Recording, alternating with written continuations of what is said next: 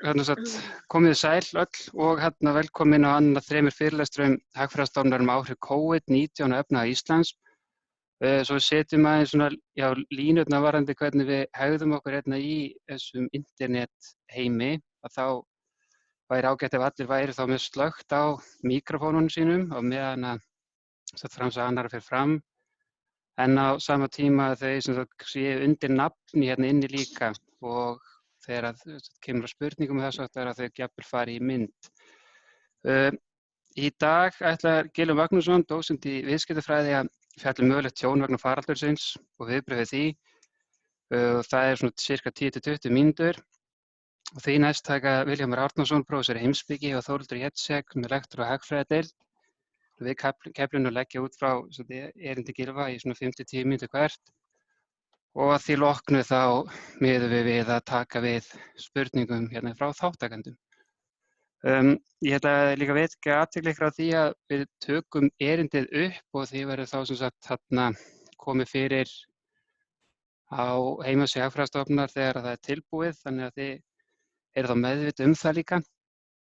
En ég hef annars, og varðandi spurningar þessu, þá megið þið gjarnan bara kveð ykkur orð eða þá að setja það bara inn í spjalli inn á Zoom þegar því kemur. En ég ætla ekki að hafa það lengra, en ég ætla bara að bjóða Gylfa velkominn og fela honum svona umsjón með sínu erindi. Já, þakka fyrir það. Ég vona að það sé allt í lagi með hljóð og mynd og annað. Fæ bara skilaboð ef það er eitthvað vissan. En ég ætla sem sagt að fjalla þennan heimsfaraldur og kannski fyrst og fremst svona frá íslenskum sjónarhól, þó ég minnist aðeins á útlönd líka, og kannski sérstaklega velta fyrir mér tjóninu sem að óhjákvæmilega verður með ýmsum hætti og á hverjum það lendir og kannski enn frekar á hverjum það ætti að lenda, svona samkvæmt einhverjum viðmiðum það hvernig samfélagið deilir tjóni.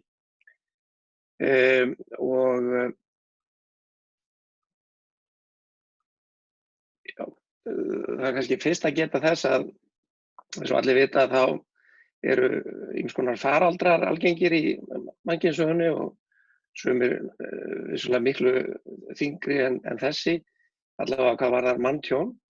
En það sem er nýtt núna er hversu róttækra aðgerða hefur verið gripið til þess að hefta útbreiðsluna. Og það eru þær aðgerðir sem að hafa veruleg efnahagsleg áhrif.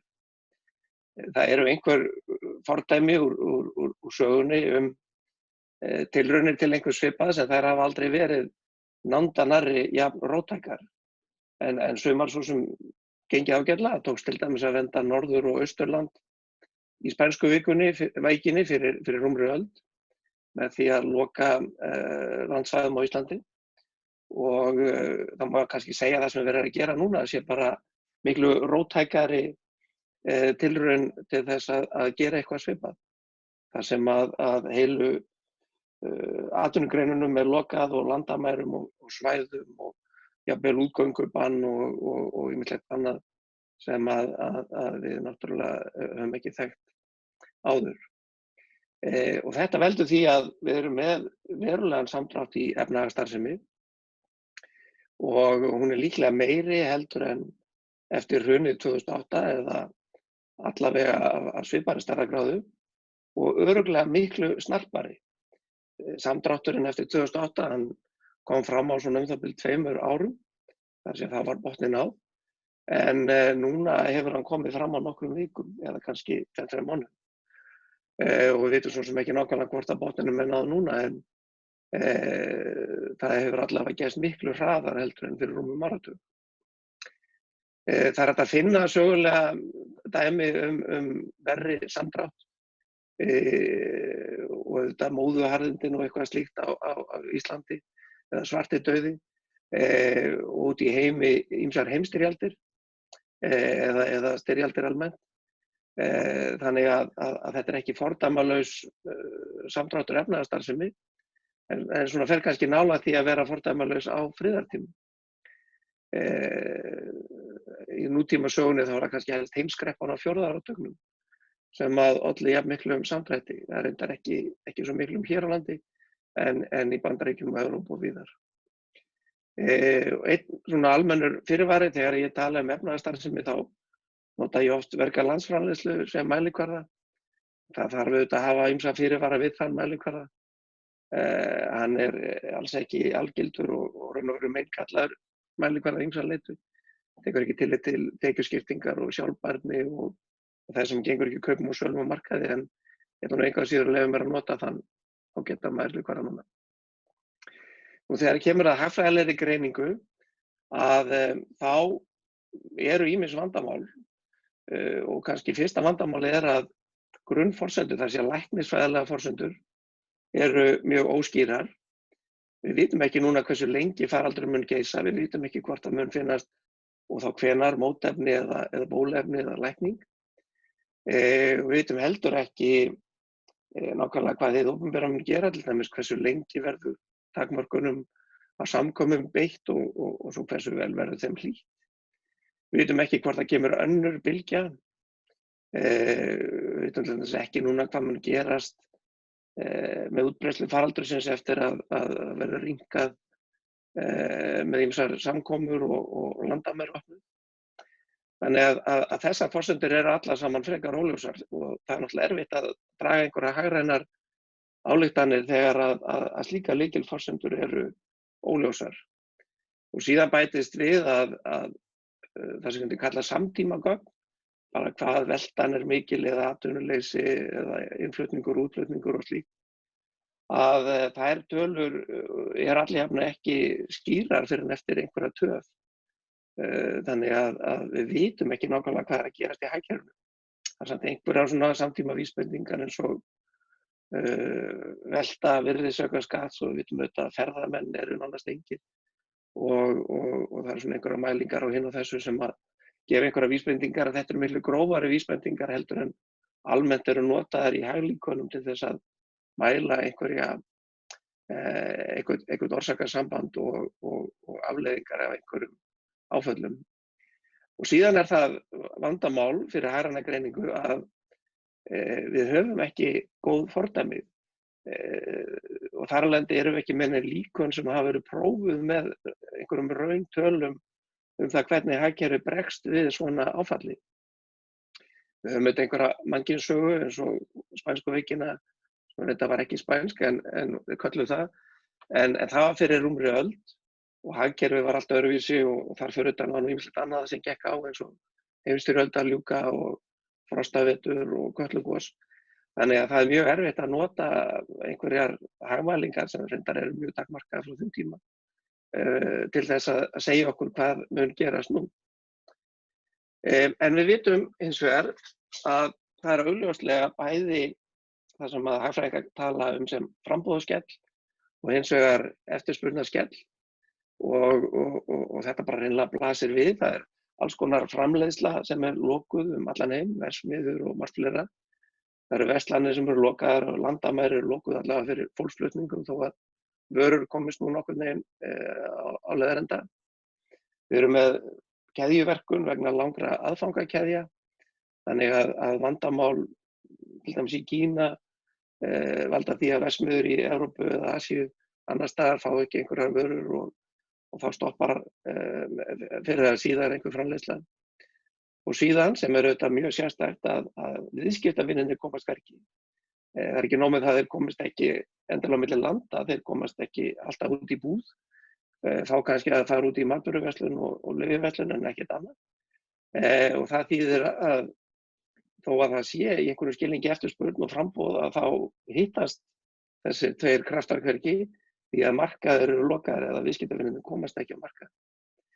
Og síðan er það auðvitað þannig að þegar að velta minnkar og fólk jafnvel missir vinnuna þá lækkar tekjur og það auðvitað dregur úr neyslu og letur mjög til fjárfestingar.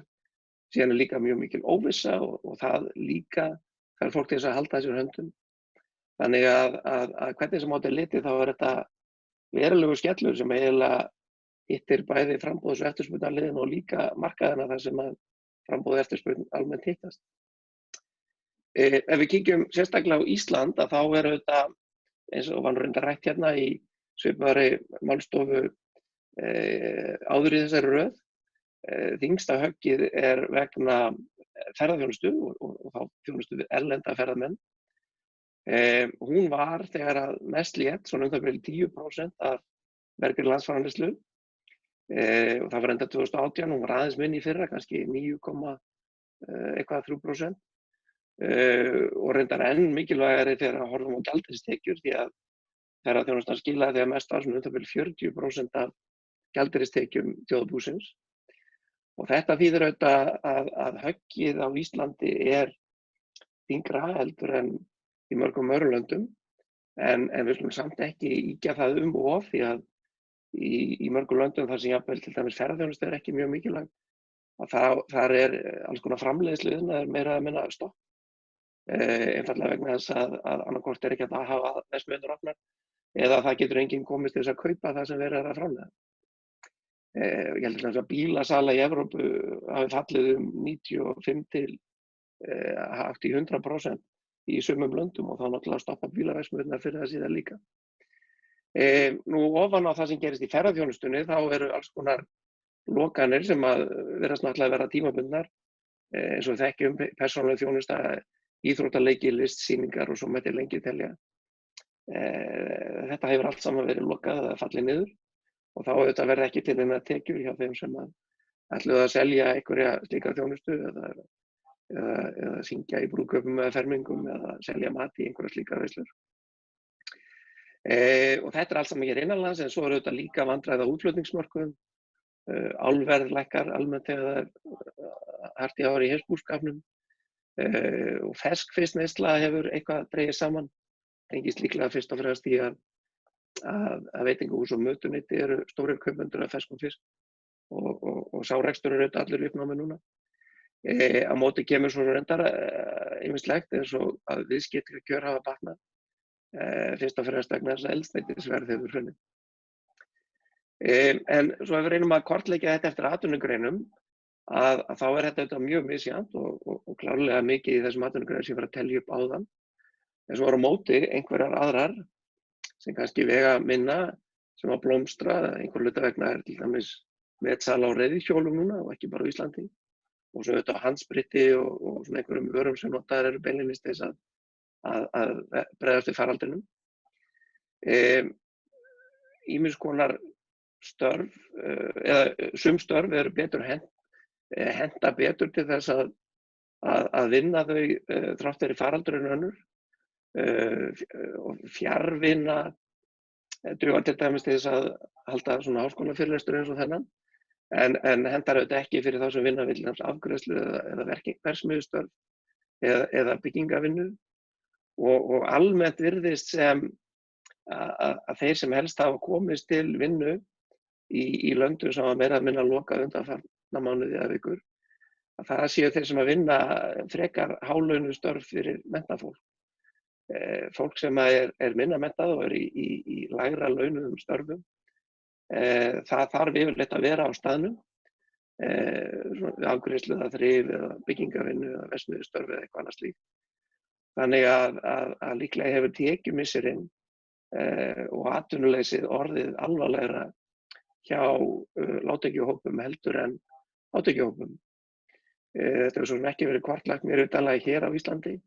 Á Íslandi væri reyndar líka sérstök spurning hvort að fólk af erlendum uppruna hafi lent verr í þessum samdrætti heldur en aðrir. Við vitum að það fólk er mikið að vinna störf sem krefjast þess að þeir séu á staðnum. Þeir eru kannski minna að vinna til dæmis skrifstofustörf eða önnur störf sem henta í fjarvinnu. Og svo er þetta líka munur á áhrifunum fyrir opinbera geirann annars vegar og einkageirann hins vegar. Miklu minni röskun fyrir þá sem vinna í opinbera geiranum með einhverjum undantekningum eins og hjá Isavia. En í einkageiranum þá er í sumum stöðum algjört frost en svo sem í öðrum stöðum kannski svipað ástand á opinbera geiranum. Þannig að áfallið kemur mjög misþungt niður. Og ég ætla kannski fyrst og fremst að horfa á það sem þetta kallað efnahagslegt tjón. En það er rétt að hafa í huga að það verður líka alls konar annað tjón sem erfitt að meta til fjár. Nemendur fá lakari kennslu og alls konar félagsleg og sálræn vandamál, heilsufarsvandamál og margt fleira. Ef við reynum að nefna einhverja tölur, þá er kannski fyrst að skoða ferðaþjónustuna. Velta í henni var rúmir 600 milljarðar í fyrra og útflutningur samtals einhverju 470 milljarðar. Móti reyndar fluttum við inn ferðaþjónustu fyrir 215 milljarðar, þannig að nettó vorum við að flytja út ferðaþjónustu fyrir 255 milljarðar. Og það er alveg ljóst að þetta verður miklu minna í ár. Seðlabankinn birti í morgun spá þar sem að þeir sögðu að útflutningur á vöru og þjónustu, það er þetta ekki bara ferðaþjónustan, geti dregið saman þriðjung alls, sem þýðir auðvitað verulegt högg á viðskiptajöfnuð jafnvel þó að innflutningur minnki líka og þeir spáðu því að myndi draga saman kannski fjórðung. Þetta hefur auðvitað áhrif á gengi og kaupmátt og þau áhrif smitast nú svona nokkuð jafnt yfir þjóðfélagið, þar að segja kaupmáttur launa lækkar þegar að gengi krónunnar veikist, en það hefur nú svona tiltölulega breið áhrif á allt hagkerfið. Nú svo vitum við að á endanum þá verður hægt að vinda ofan af öllum takmörkunum. Við vitum líka að þá verða það sem að hagfræðingar kalla framleiðsluþætti, fjármunir, mannauður, náttúruauður, það verður allt til staðar og tækniþekkingu fer ekki aftur, þannig að það verður hægt að keyra upp hagkerfið. En vandamáli verður í ýmsu sem er dálítið erfitt að kortleggja. Það verða skattaðir efnahagsreikningar, það verða alls konar samningar í uppnámi, meðal annars starfssamningar, starfssamband rofið, þegar búið að segja upp einhverju fólki, fyrirtæki jafnvel farin á hausinn og rekstri hætt, markaðsstaðar við mólum og allt þetta tekur tíma að greiða úr og endurræsa viðkomandi starfsemi. Við getum þetta borið saman við það sem gerist og eftir 2008, að þá auðvitað skemmtist heldur ekki mannauður og fjármunur og náttúruauðlindir. En þá voru efnahagsreikningar og rekstur fyrirtækja í uppnámi og þá þurfti fjárhagslega endurskipulagningu. Það eins og það tókst, en það tók einhvern tíma. En við sáum þó að jafnvel geirar þar sem fjölmörg fyrirtæki fóru á hausinn eða voru í einhverjum verulegum vandræðum, að þeir voru mjög fljótt farnir að starfa meira eða minna af sama krafti og fyrir það hrun, til dæmis byggingariðnaður og innflutningsverslun.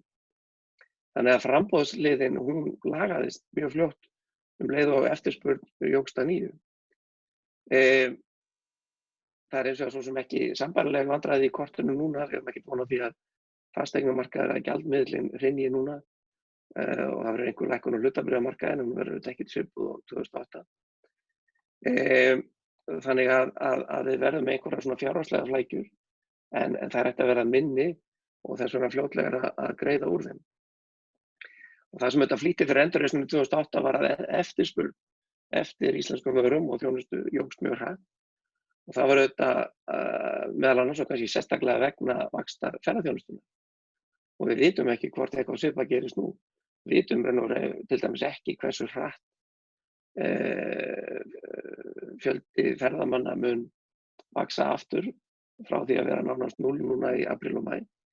Við vissum að hann var að draga saman fyrir faraldur, en við vissum ekki hvort að það var bóla að springa eða kannski bara einhver hiksti.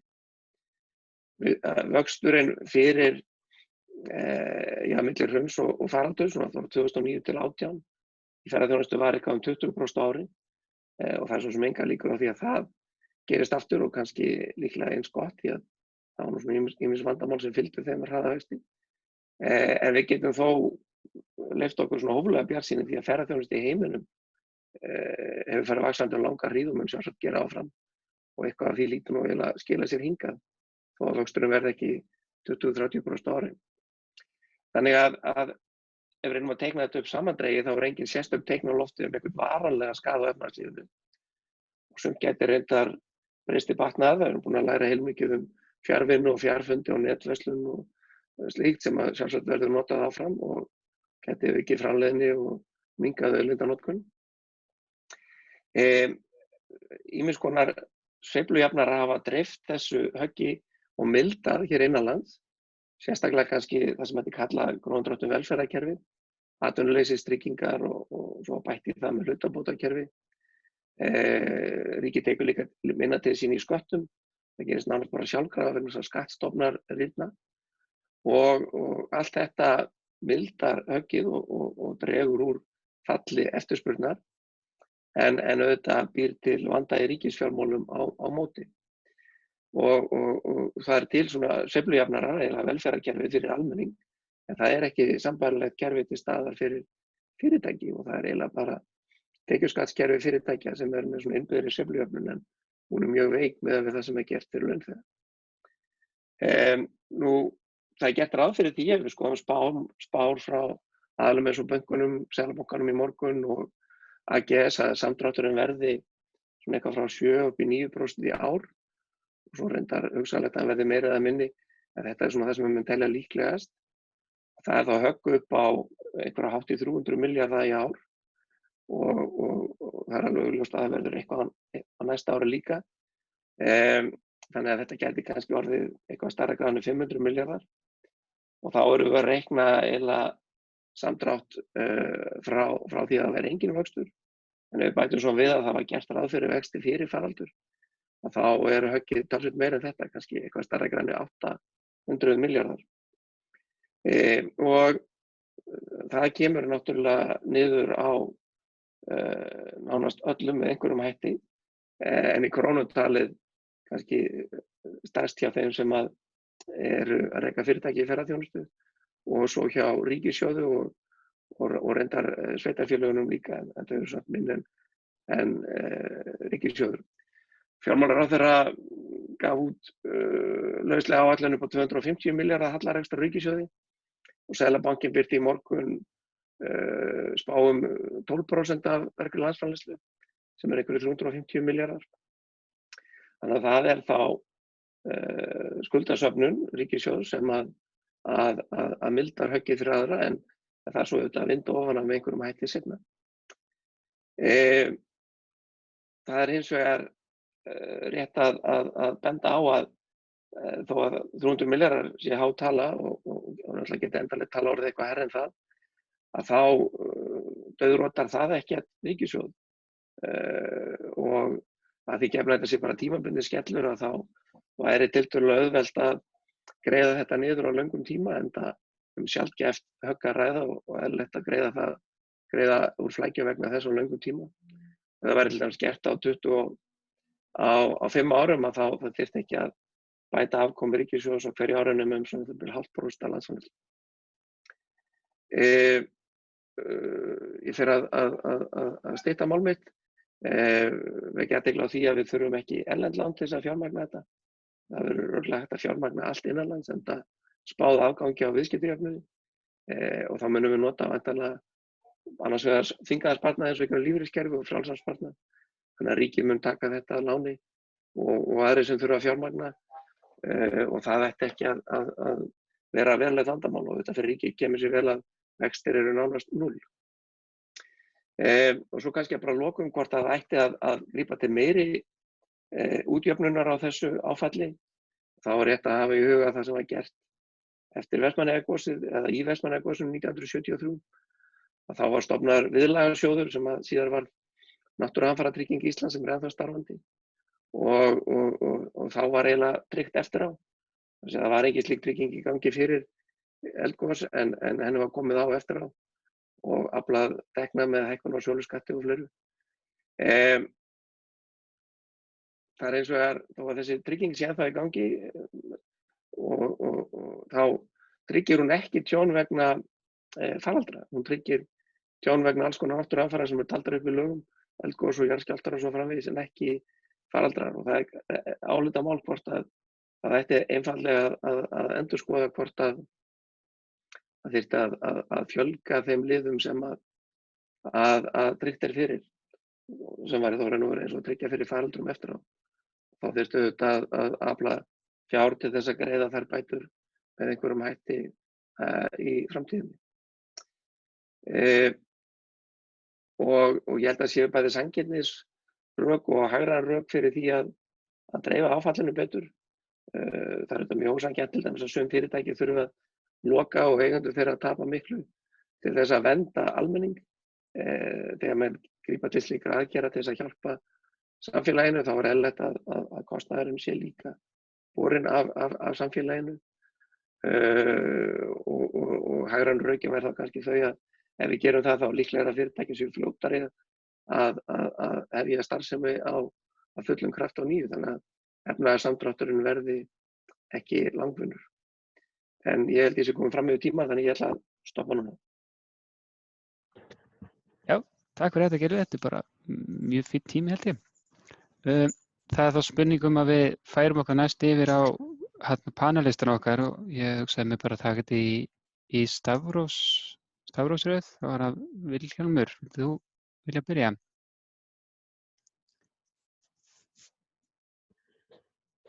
Já, þakka fyrir. Það er við erum bæði eins og aftarlega í stafrófinu.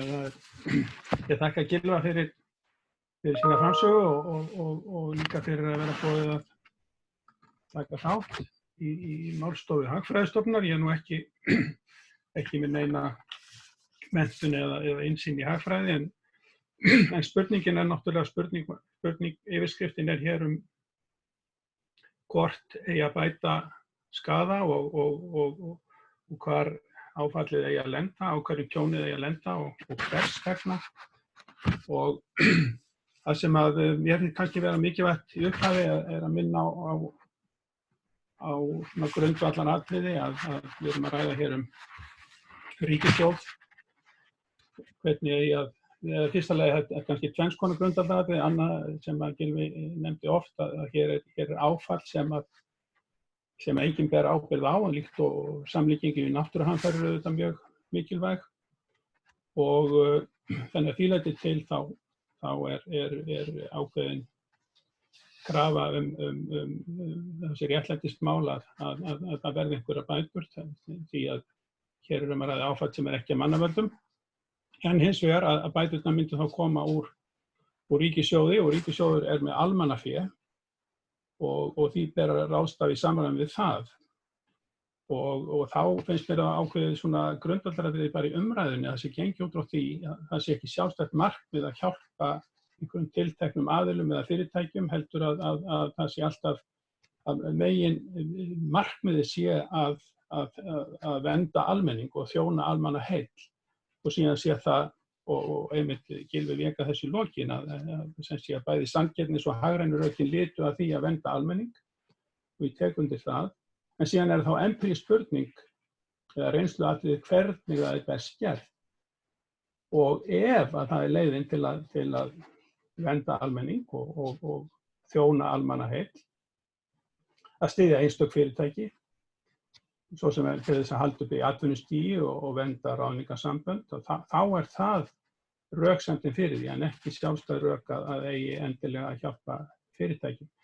Og hér komum við þá að það sem að Gylfi kallaði hagrænu rökin, ég kannski myndi tengja meira við skilvirkni og gagnsemi, að þeim fyrirtækjum sem geta hjálpa sér sjálf með aðstoð ættu að fá hana, vegna þess að það muni þá bæði til lengri tíma litið sem sé skapa forsendur velferðar í landinu og halda upp í atvinnustigi, en ekki þau sem aðstoðin gagnast ekki eða eru ekki hjálparþurfi. Þannig að hér er ákveðin sem sé það þarf að gera einhvers konar greinarmun á jafnvel þó að sem sé þarna séu kannski náttúruhamfarir eða líkingi við náttúruhamfarir gerir það verkum að við erum ekki að leita að sökudólgum, ef svo má segja, að það er ekki engin verðskuldunarrök hér, að þá þarf líka að gæta þess að skilvirkninni, þannig að hjálpin gagnist.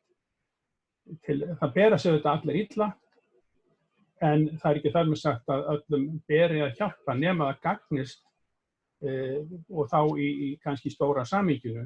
Gylfi vék nú sérstaklega að ferðaþjónustunni sem auðvitað mikið hefur verið rætt, og þar má auðvitað líka líta á, ef við tökum stóra samhengi þar, þá er auðvitað umhverfis og náttúruváin sem að er yfir höfðum okkar líka, sem að vissuleyti gætu kannski dregið úr hvatann til þess að það ætti ekki að vera markmið til lengri tíma litið að auka hér ferðaþjónustu miðað við það sem hún var mest, öllu heldur að draga úr henni. Nú, ég held að það hefur komið mjög skýrt fram hjá Gylfa það sem ég tek undir að það ábyrgð stjórnvalda er kannski fyrst og fremst að draga úr alvarlegum afleiðingum áfallsins og sem ákveðnar jöfnunaraðgerðir og síðan að skapa hvata. Þetta tengist því sem hann vék að höggið kemur misjafnt niður, þannig að það er þá jöfnun þar og þar líka ákveðið réttlætisrök að bæta sérstaklega vanda þeirra fyrirtækja sem að urðu að draga úr rekstri eða hættunum vegna ákvarðana stjórnvalda. Það auðvitað bara mjög sérstök tilvik. Og þá ber sérstaklega að líta til þess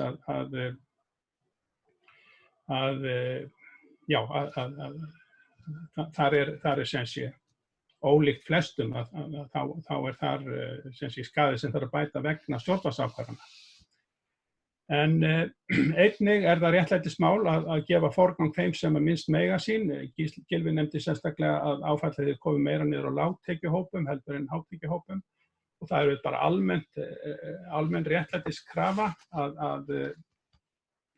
og tengist í hvernig sem sé jöfnunaraðgerðum að gefa þeim forgang sem að minnst mega sín, svo sem illa stæðum barnafjölskyldum og þjóðfélagshópum sem erfitt með að bjarga sig sjálfir, til dæmis vegna aldurs eða fötlunar og þarna við þurfum að hafa held ég augað skýrt á þessu atriði. Nú annað sem tengist kannski svona réttlæti í því hvernig staðið að því að bæta eða hjálpa. Gylfi kom ekki mikið inn á þetta en það þá meira kannski svona ábyrgð stjórnvalda í þeim skilningi að þau standi reikningsskil ákvarðana sinna og geri borgurunum kleift að meta réttmæti ákvarðana og aðgerða. Hér auðvitað megin forsetan gagnsæi, að allar upplýsingar séu upp á borðum og þetta hefur verið rætt mikið nýlega og svolítið sérkennilega þessi kannski tregða hjá Vinnumálastofnun að hafa allar upplýsingar upp á borðum, jafnvel eftir að Persónuvernd hefur úrskurðað að fyrirtæki njóti ekki sem sé persónuverndar og þannig að þar er auðvitað mjög mikilvæg krafa það hvernig eigi að bæta skaða. Og eitt viðbótar viðmið sem oft hefur komið upp í umræðinni, þó að Gylfi hafi ekki nefnt það kannski sérstaklega, þó að það tengist raunar þessu með hugmyndina svona viðlagasjóð sem svona samstöðu hugmynd og samábyrgð og það hefur mikið verið gripið til þess svona það orðasamband sem við erum öll í þessu saman en það ákveðin hætta á misnotkun þessa, við erum öll saman í vandanum en til dæmis þegar að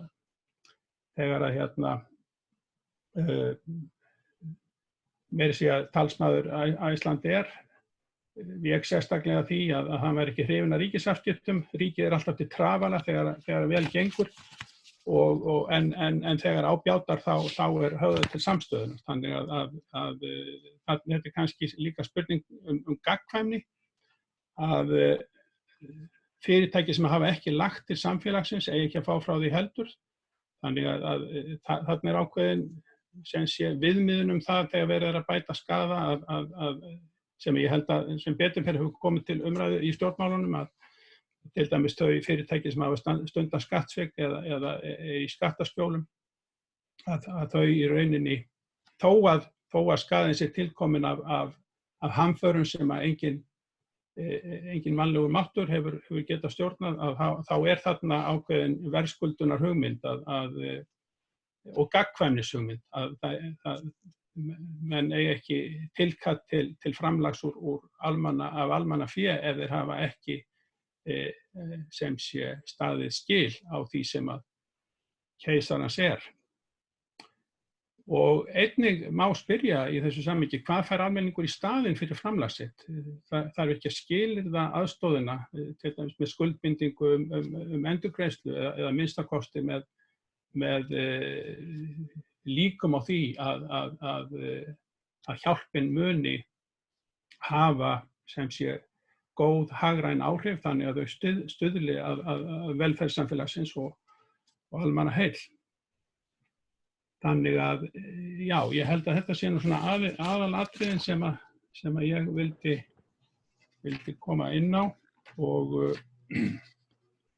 já, ég held að, og þetta voru svona kannski svona ákveðin siðferðileg viðmið sem að ég punktaði hér hjá mér. Það er lært að dögubíli. Takk hérlega fyrir það, Viljumur. Þá það Þórhildur sem taka við næst. Þannig, heyrist í mér? Já, bara mjög fínt. Já, ég vil bara þakka kærlega fyrir þessi erindi og þegar maður fær að tala á móti svona góðu fólki þá getur maður ekki verið annað en sammála bara flestu sem fram með komið. En ég var samt með einhverja punktar sem að að einhverju leyti kannski draga fram aðra mynd eða allavega koma inn á aðra þætti. Ég held, svo ég taki nú undir með Vilhjálmi að þessi samtrygging og samfélagsábyrgð sem hefur verið að tala mikið að við séum öll í þessu saman, að það svona finnst mér ætti að hafa það svolítið upp á borðum líka þegar vel gengur. Þannig að við svona almennt séum bara öll meðvituð það að við erum öll hluthafar í ríkissjóði og við eigum öll eitthvað undir að við séum með gott samfélag og höfum þessa samtryggingu þegar illa gengur. Þannig að það sé ekki bara eitthvað sem fólki finnst þegar einhver hörmungar í gangi, heldur þetta sé svona eitthvað sem bara viðhaft almennt. Slíkur samfélagssáttmáli myndi bara vera til góðs til frambúðar og vonandi getum við tekið það með okkur upp úr þessu að breyta kannski þessum hugsunarhætti örlítið. Síðan langaði mig aðeins að fara inn á, það mikið verið að tala þegar verið að tala hverjum á að hjálpa og það verið að tala fyrirtæki versus heimilin. Þá langar mig kannski aðeins að skerpa á því að fyrirtæki og heimili eru náttúrulega mjög tengd. Það stór hluti af okkur sem vinnum hjá fyrirtækjum og fyrirtækin sem samanstanda af eigendum og stjórn og svo starfsmönnum og viðskiptavinum. Og þegar verið að hjálpa fyrirtækjum þá náttúrulega óbeint verið að hjálpa fólki eða heimilum til að hjálpa sér sjálfu og þá kannski ætti að svona fókusera svolítið á það hvort að hjálpin að gagnast þá starfsfólkinu og viðskiptavinum eða hvort að þetta renni þá bara hreinlega til eigenda eða stjórnenda. Þannig að það svona meira micro level fókus. Og síðan náttúrulega ekki hægt að skauta fram hjá þessari heitu kartöflu sem náttúrulega staða ferðaþjónustunnar. Það voru nú þegar blikur á lofti í ferðaþjónustu 2017 og hún ansi vel skuldsett og mörg fyrirtækin voru kannski í töluverðum vanda, þannig að ég held að það sé alveg óhjákvæmilegt að það verði einhver leiðrétting í ferðaþjónustu og þá væntanlega útlánatöp og mögulega eitthvað hreinlega eignatjón eða allavega þarf að losa sig við eignir og annað slíkt. Og með því fer líka fullt af fólki á atvinnuleysisskrá.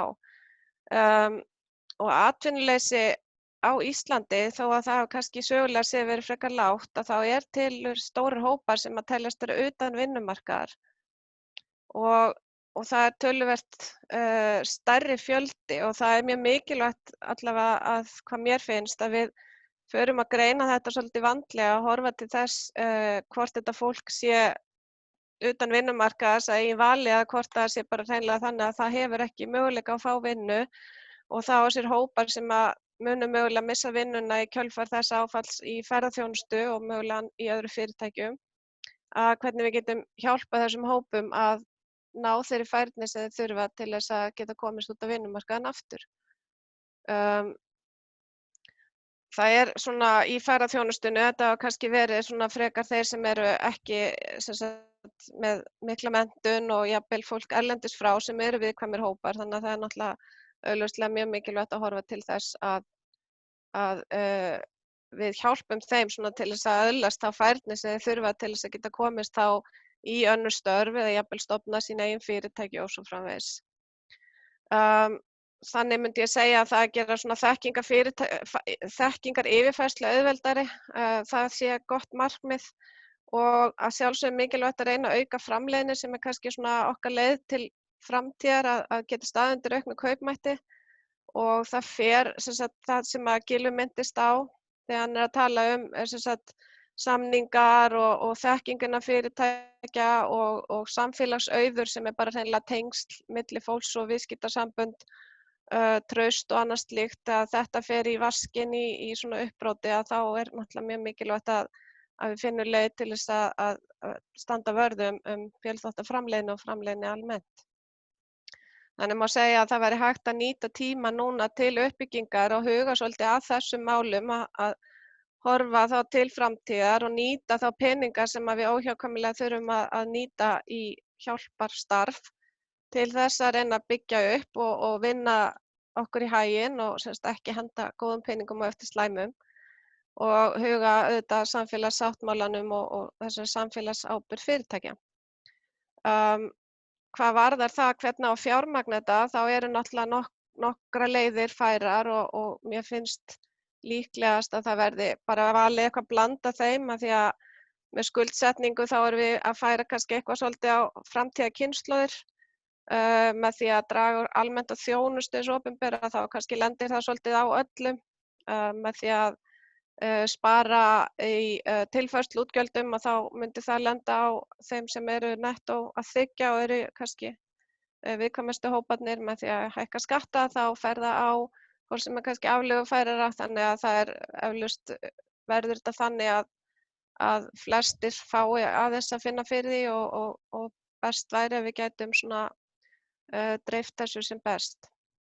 Og svona alveg í lokin þá ætla ég bara að minnast á það var gerð rannsókn í OECD-löndum sem ekki hægt að færa yfir á Ísland en þar 40% fólks, það með það lítið svona umfram fjármagn að það þarf ef það missir vinnutekjur í 3 mánuði þá það komið niður að fátækramörkum og það komið svolítið óvart í þessu áfalli hvað mörg fyrirtæki virðast hafa lítið lausafé og þola stuttan tíma án tekna. Þannig að það kannski eitt líka sem við ættum að hafa í huga svona í framtíðinni með varðandi skuldsetningu og gíra sig og annað að hvort við getum eitthvað bætt svona almenna áhættustýringu eða áhættuhugsun í samfélaginu. En ég ætla nú að láta þetta gott heita svo að verði tími fyrir spurningar. Þannig að þakka bara fyrir. Já, takk hérlega fyrir það. Þá orðið laust. En við þið með endilega bara að gefa ykkur fram, ég búin að renna inn yfir listan, það eru margir málglæðir sem fylgjast með okkur.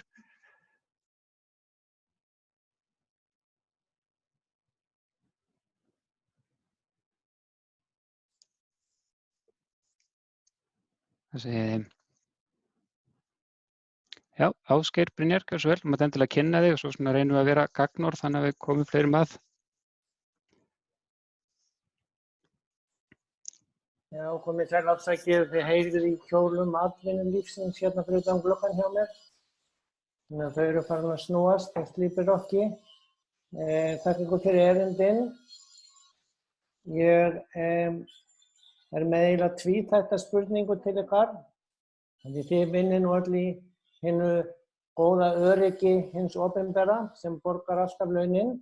En hinn helmingur samfélagsins við hinn sem erum fyrir utan erum ekki eins góðri stöðu og Gylfi nefndi það sem velferðarkerfið sem tæki við sem sjálfvirku sveiflujöfnunar og enginn eiginlega nefndi það sem hvað svakalegast í afleiðingunum af þessari kreppu núna þegar við erum að vera laus við veiruna og það atvinnuleysi sem ég held að hafi nú aldrei sést í þessum tölum og þegar að 35.000 manns í landinu eiga að fara að lifa af 287.000 krónum á mánuði, að þá það nú eitthvað sem fellur undir yfirskrift málstofunnar, hver borgar eða ætti að borga og hvers vegna. Því þar verður náttúrulega sjálfvirk, ekki bara sveiflujöfnun, heldur líka sjálfvirk tilfærsla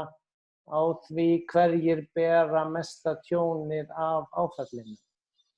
Þannig að ég, Þórhildur minntist aðeins á þetta með að það yrði mögulega þá einhvers konar skattahækkun og við Þórhildur erum nú saman í fjármálaráði og pössum okkur að fara ekki inn á þetta pólitíska svið, en það verður samt að vera hægt að tala staðreyndir og þetta mjög mikið talað þetta erlendis allavega, að til þess að taka á seinni hlutanum í yfirskriftinni, að þá þarf að held ég að ræða það á mismunandi sviðum. Mér langaði bara að heyra svona viðbrögð bæði hagfræðinganna og siðfræðingsins við þessu, auk þess sem ég bendi á að í bókhaldi þá sá buffer til sem að fyrirtækin eiga að nota til að takast á við áföll, þar að segja uppsafnaður hagnaður og óráðstafað eigið fé til þess að takast á við tap tímabilin, en það virðist vera sem menn hafi litið svo á að hagnaðinn skyldi alltaf greiða út til eiganda, en tapið eigi síðan að þjóðnýta með því að fá aðgang í ríkissjóð. Það var nú bara bókhaldspunkturinn í lokin. Takk fyrir. Já, það er spurning hver vill ríða vaði. Ég skal segja nokkur orð. Þetta er auðvitað alveg rétt hjá Ásgeiri að atvinnuleysi ekki bara ein birtingarmynd áfallsins, heldur líka ein alvarlegasta afleiðingin. Og það veldur ekki bara tekjumissi hjá þeim sem að eru atvinnulausir, heldur líka vel þekkt að það eru svona ýmis félagsleg og jafnvel sálræn vandamál sem að geta komið upp úr atvinnuleysi. Og í sjálfu sér sko annars vegar hægt að bregðast við því með bótakerfum og velferðarkerfinu og það er alltaf búið að gera það og hluta til núna með aukningu eins og hlutabótaleiðinni, en það í sjálfu sér læknar ekki undirliggjandi vandamál, heldur dreifir því. Vandinn auðvitað að hagkerfið þarf að búa til störf til þess að atvinnuleysi hverfi. Og eftir 2008 þá gerðist það dálítið með ferðaþjónustunni sem að bjóð til aragrúa af störfum og svo var einhver endurreisn í öðrum geirum eins og byggingageiranum sem hafði skroppið mikið saman. En það er spurning hversu hratt þetta getur gerst núna og í sjálfu sér ekkert augljóst hvaða geiri mun vaxa til þess að búa til þau störf sem að tapast núna. Nema kannski ef við gerum ráð fyrir því að til dæmis samdrátturinn í ferðaþjónustunni verður nú ekki alveg 100% til frambúðar, hann verður einhver en það munu koma störf þar aftur. En væntanlega ekki jafnmörg og voru áður. Þannig að það er svona hagræna viðfangsefni að fyrir hagkerfið að búa til störfum og það er ekki hlaupið að því fyrir opinbera að sjá það eitt, það er eiginlega einkageirinn sem verður að búa til störfin auðvitað með einhverjum svona almennu stuðningi frá hinu opinbera. Hafið þið eitthvað að bæta, Vilhjálmur eða Þórhildur? Já, mér langar kannski svona aðeins að koma inn og ég reyndi nú að segja það áðan en sem sagt það sem ákveð áhyggjuefni náttúrulega að fólki sem missir vinnuna kannski í ferðaþjónustunni það getur verið að það hafi bara ekki rétta hæfni til starfa í geirum sem að muni hugsanlega taka kefli næst, þó ég sé ekki spennt fyrir því að það verði svona next big thing. Ég held að það sé nú betra að hafa svolítið meiri fjölbreytni sko, til þess að aftur hafa meiri áhættudreifingu og við séum ekki svona háð einstökum geirum.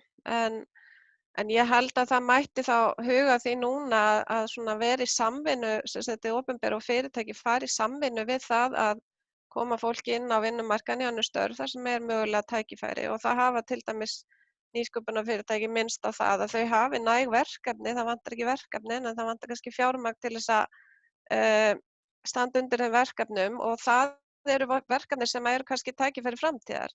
Þannig að það er svo sem örugglega hægt að gera fullt af hlutum en það kannski hugsa svolítið út fyrir bóksið í þessi samhengi. hvernig þessi samvinna á sér stað því að ég held að sé alveg útækt að allir verði ráðnir í vinnu hjá hinu opinbera og frekar líkur ef einhverjar að þeim störfum muni fækka í framtíðinni og bara út af hagræðingu, skilvirkni og mögulega bara kröfum á opinber fjármál. Kannski rétt,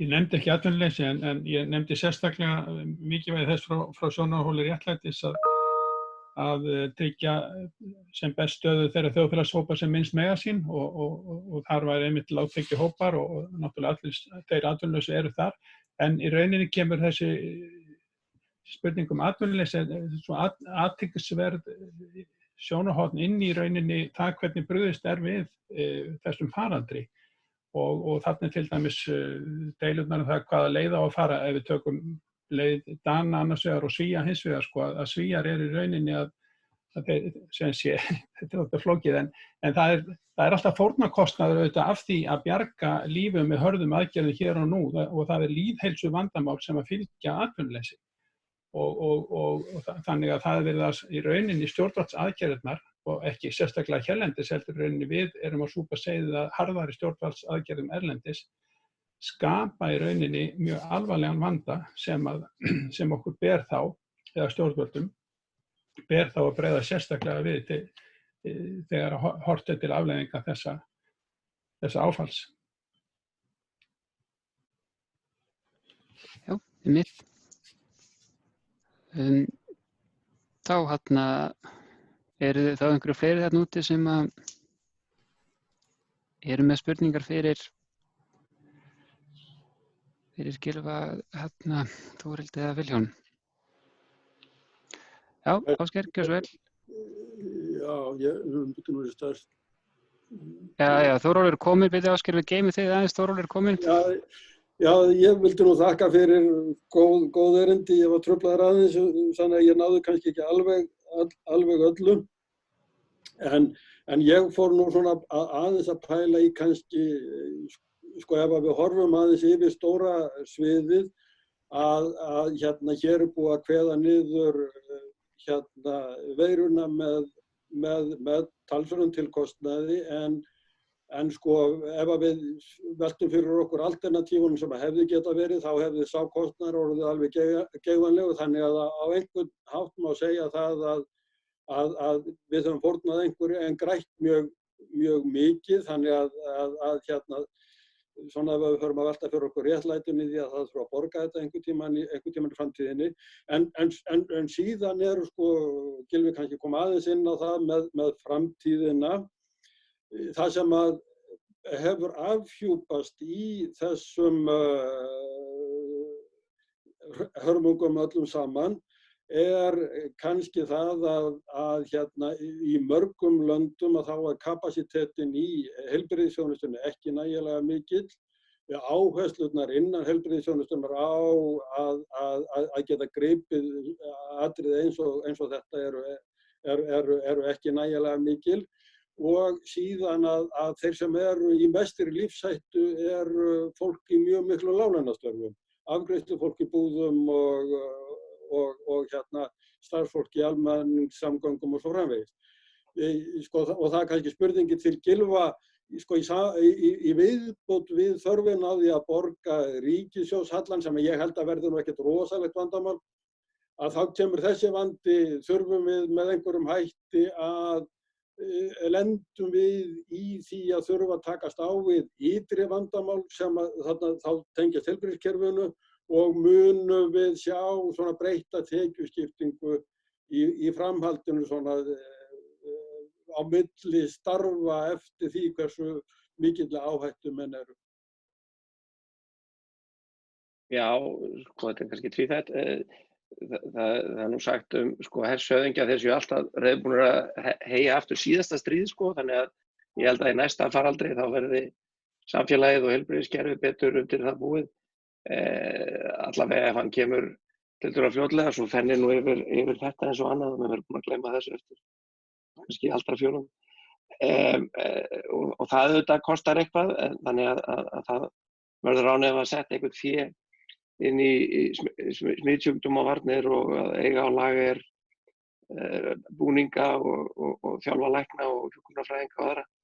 Þannig að það verður einhver framtíðarkostnaður. Ég held að hann verður nú ekki mjög stór í myndinni, en hvort að, svo ég svara nú seinni spurningu, hvort að hlutfallsleg laun muni eitthvað breytast, þannig að fólk sem að var í hættulegum störfum núna, og það auðvitað bæði þeirra hópar sem að Þórólfur nefndi og svo heilbrigðisstarfsfólkið sem að blessunarlega ekki á Íslandi en í útlöndum hefur oft orðið dálítið illa úti af því að það var ekki vel varið þegar það var að sinna fólki með veiruna.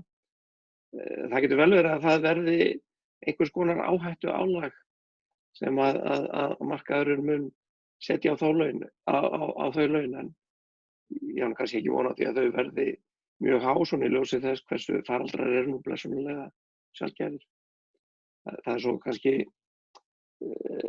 líka hægt að velta því fyrir sig hvort að einhvers konar tryggingar muni betur dekka svona áföll, bæði persónutryggingar og jafnvel svona einhverjar ekstra stöðunartryggingar fyrirtækja. Sjálfsagt muni einhverjir reyna að þróa fjármálaafurðir sem að duga til þess að fólk geti varið sig gegn þessar áhættu, hvort sem er persónulega eða í rekstri fyrirtækja. Já, Ásgeir Brynjar hefði beðið orðið áðan, aftur með eftirfylgni. Já, þetta nú bara svona til að fylla upp í hjá okkur ef það enginn aðrir að spyrja. Bara mjög velkomin. Og það á nú kannski við að því Gylfi sagði að mann sé að herja gamla stríðið aftur. Þá bendi ég á bara út frá þessum atvinnuleysistölum og breytingunni í heiminum og kannski full bjartsýnum held ég vonum Gylfa að ferðaþjónustan komi aftur. Og hún reddaði okkur eftir síðustu fjármálakreppuna og þá minnkuðu við atvinnuleysi með því að taka aukinn fjölda inn í háskólanám og kom okkur bæði upp á OECD-tölur í meðaltali og sett okkur í heimsmeistaralistan yfir tvöfaldar mastersgráður. Spurningin er hvort að þetta trix úr fyrra stríði dugi vel núna og við ætlum að komast í að vera með heimsmet í þreföldum mastersgráðum. Ef að það síðan er atvinnulíf sem annarkvort er ferðaþjónusta eða eitthvað sem var þegar komið í ljós síðasta haust með mjög aukið atvinnuleysi háskólamenntaðs fólks. Þannig að ég vil svona bara benda á og vara við því að framleiðsluþættirnir og aðlögun þeirra, þar að segja fólkið, að það er kannski mögulegt að nú sé komið atvinnuleysi á Íslandi sem hefur alltaf horfið, en nú séum við komin á meira par við Evrópu þar sem að það verði meira til að vera og það þurfa að fara að hugsa mögulega upp hvað er að gera við því. Þannig að það var mitt svona loka viðbragð til að halda áfram vandanum á lofti og að þetta mun ekki reddast eins og vonin er kannski.